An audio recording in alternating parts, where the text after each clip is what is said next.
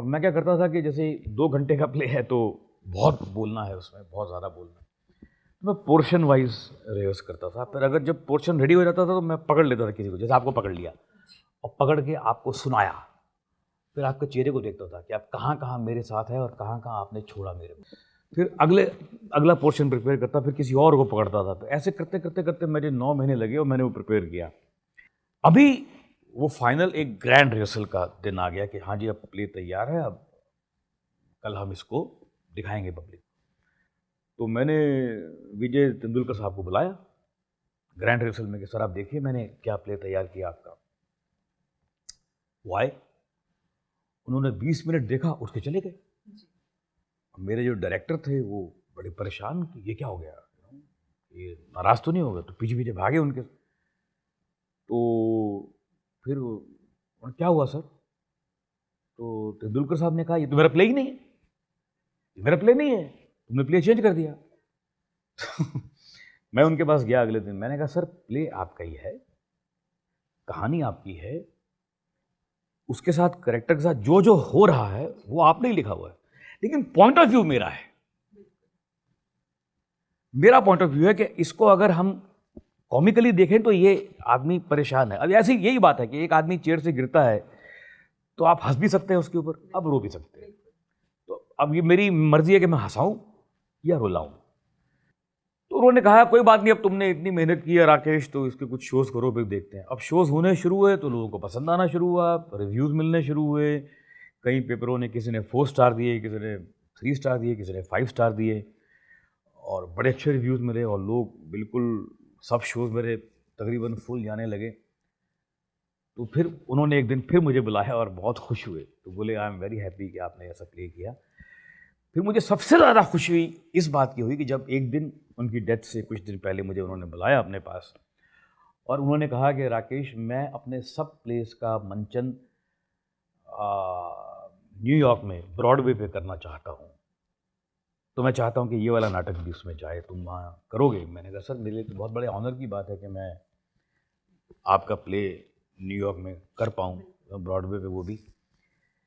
लेकिन फिर कुछ समय बाद उनकी तबीयत ख़राब होने लगी और उनका इंतकाल हो गया, डेथ हो गई उनकी, तो ये बात आगे नहीं बढ़ पाई। लेकिन मुझे इस बात की बहुत खुशी है कि ये प्ले इस लेवल तक पहुंचा। और एक और बात की मुझे खुशी ज़्यादा है कि उनके लिखे हुए प्ले पूरी दुनिया में होते हैं और कई ग्रुप्स करते हैं, कई जो उनके प्ले हैं, शांतता कोर्ट चालू है, आपने सुना ही होगा, जितने भी उनके लिखे हुए प्लेज हैं, सखाराम बाइंडर वगैरह। लेकिन ये एक अकेला ऐसा प्ले है जो मेरे अलावा और किसी ने अटेम्प्ट नहीं किया। जी, मतलब कह सकते हैं कि जो आपकी कड़ी मेहनत थी 9 महीने की वो रंग लेकर आई और क्योंकि इसमें बिल्कुल इसमें एक मैंने फ्लिप साइड ढूंढी उसकी कि एक आदमी की व्यथा में कि पीछे अगर देखो दूसरे एंगल से तो ह्यूमर छुपा हुआ है।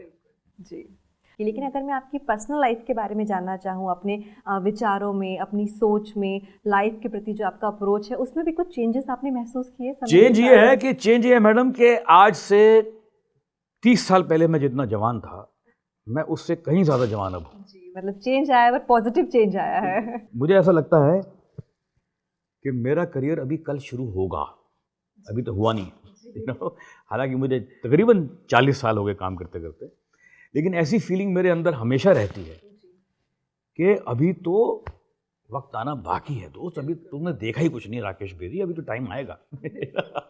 तो अगर ऐसी फीलिंग ना हो किसी भी क्रिएटिव आदमी के लिए तो आपका सर्वाइवल मुश्किल हो जाता है, और मैं एक और जो मेरी ख़ास बात है, मैं ज़्यादा बोलता नहीं इस बारे में, लेकिन आपने सवाल किया तो मैं उस पर कि मैं कभी अपने किए हुए काम को देखता नहीं, मैं कभी नहीं देखता। मैंने कभी मेरे जो सीरियल हैं, ये जो ज़िंदगी हैं, या मेरी फिल्म चश्मे बदूर, मुझे कई लोग ऐसे मिलते हैं, किसी ने 50 बार देखी, किसी ने 40 बार देखी।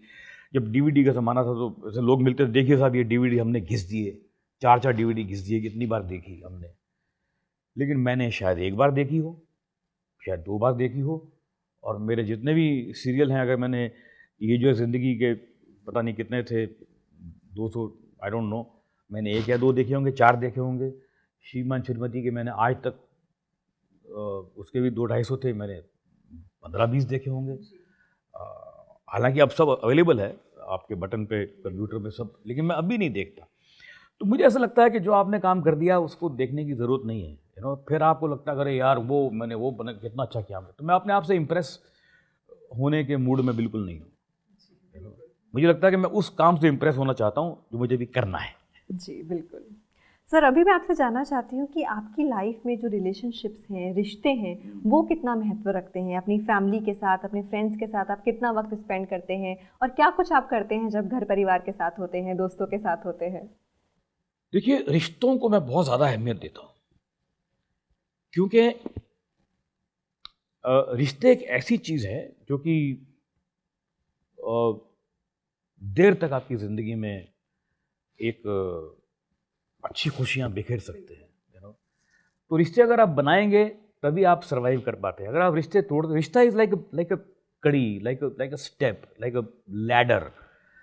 आपने एक रिश्ता कहीं तोड़ा तो वो लैडर कहीं से टूट गई है, कहीं ना कहीं आपको बाद में नुकसान पहुंच जाएगी। लेकिन अगर आप रिश्ते बनाते जाएंगे तो, जैसे गुलजार साहब का एक बहुत अच्छा उदाहरण किया कि दो दोस्त में से अगर एक चला जाए तो एक भी नहीं बचता। आपको लगता है कि एक बच गया, ऐसा होता नहीं है, तो एक भी नहीं बचा।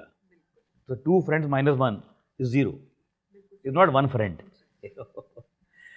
तो आपको जानकर बहुत खुशी होगी कि मैं आपको बताने जा रहा हूँ, ये बड़ी रेयर बात है आजकल के ज़माने में।